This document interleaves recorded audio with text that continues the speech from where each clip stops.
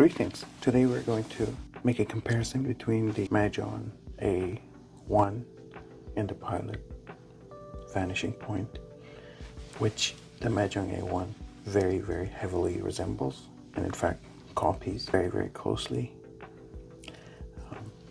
Before the Majohn A1 was in the market, there was Majohn A2.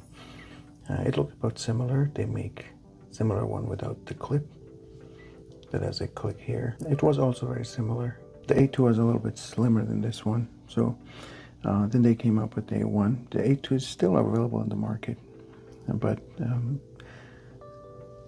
in my experience, the A1 is even closer resemblance to the Vanishing Point, and in terms of girth and length is almost identical.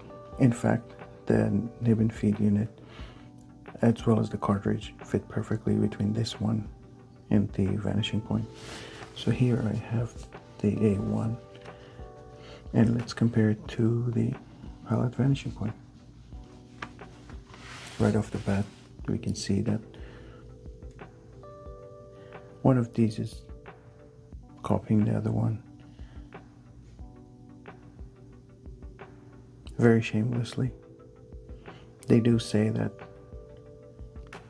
imitation is the sincerest form of flattery, but how that sentence continues is that mediocrity can pay to greatness. And that's exactly the case here. I don't think Majohn did any of their own research and development, to be honest, but they did make or buy the machinery from somewhere to make this possible. The nib and feed, even the cap for the cartridge is almost identical between the two pens. The only difference I've found is that if I just let this go,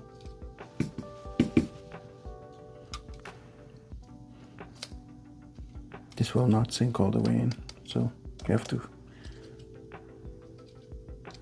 to find it. You have to precisely put it in the way it's meant to be. The Vanishing Point is similar. The nib units are almost identical. The difference being that the Vanishing Point has a gold nib, whereas the Majohn has a stainless steel nib, the MoonMan.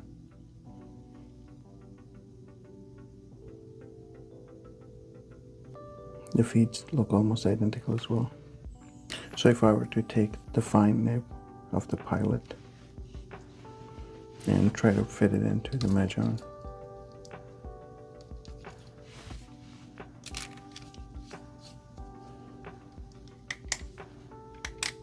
it would fit just fine. We are not going to do that today. Further comparing the two, you can see that the ring is a little bit different. The ring on the A2 previous version was a little bit more similar to the Vanishing Point. The newer one has these ribs here.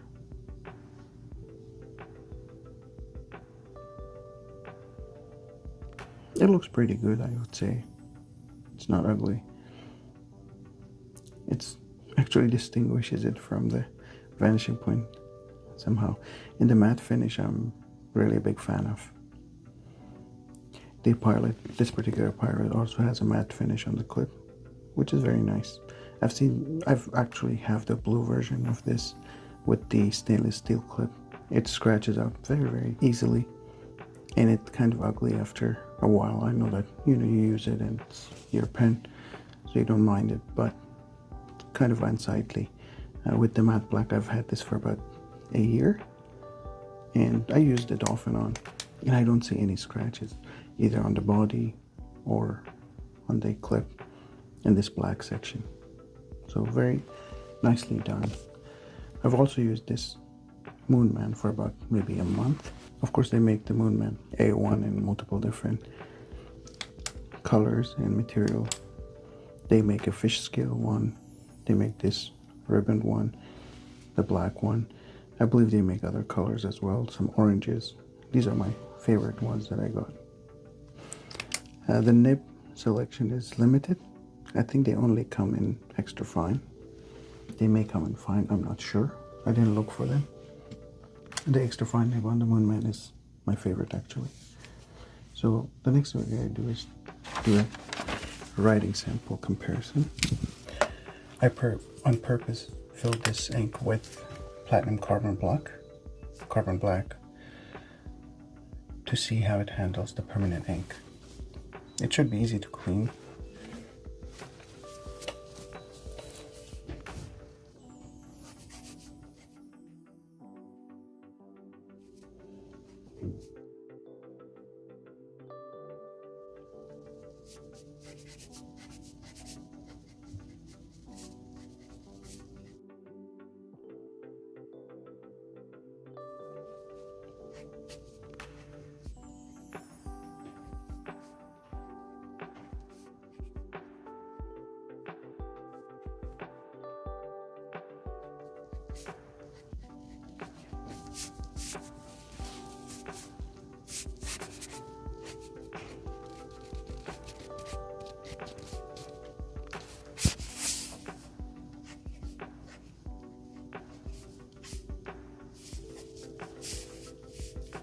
Let's check the line variation.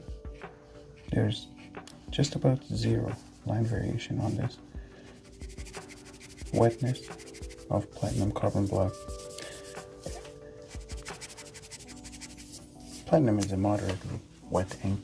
It's not the wettest ink, but the writing experience is very nice with this. It's very smooth.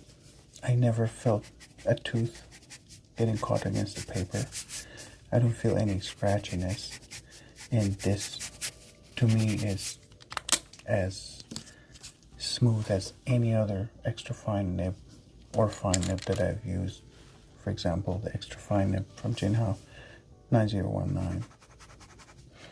The Jinhao nib is a little bit thicker, even the extra fine.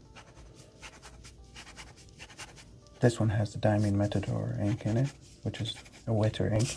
But overall, the Jinhao extra fine nibs are really more like medium to fine, not extra fine. The point is that the extra fine MoonMan is just as smooth as the fine Jinhao 9019. However, the pen is a lot easier to handle and easier to maneuver in hand, and it probably fits more hands more comfortably than the Jinhao does. Let's move on to the Pilot Vanishing Point. Size-wise, they feel around the same, and we're gonna write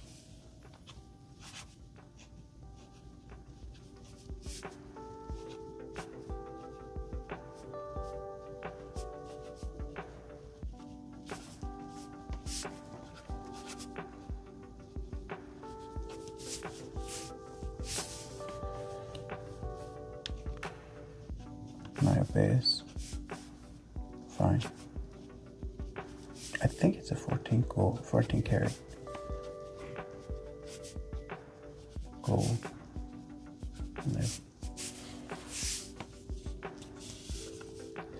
Ink is the same. Is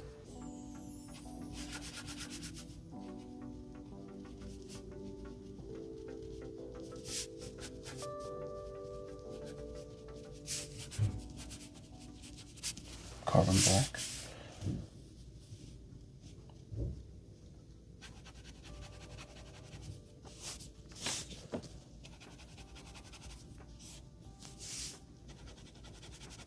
This one can lay a little bit more ink in on the paper compared to the other one, compared to the MoonMan. But if you notice, there's areas where the ink is not laid in perfectly. It's a little bit disappointing considering that this is a gold nib, that it actually starts skipping if you don't use it consistently for some time. Now it probably depends on the platinum carbon ink.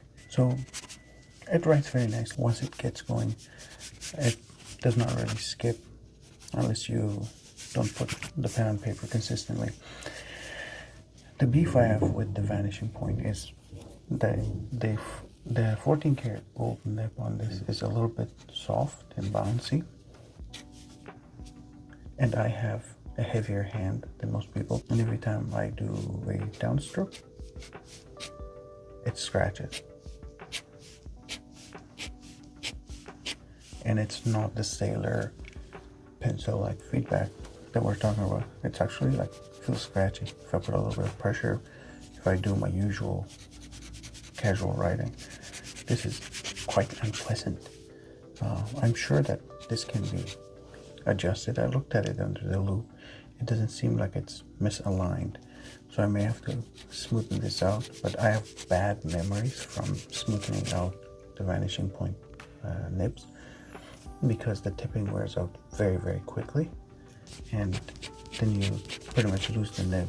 So these nibs are great when they work, and great on people that have light hand in writing. It's an annoying experience, to be honest.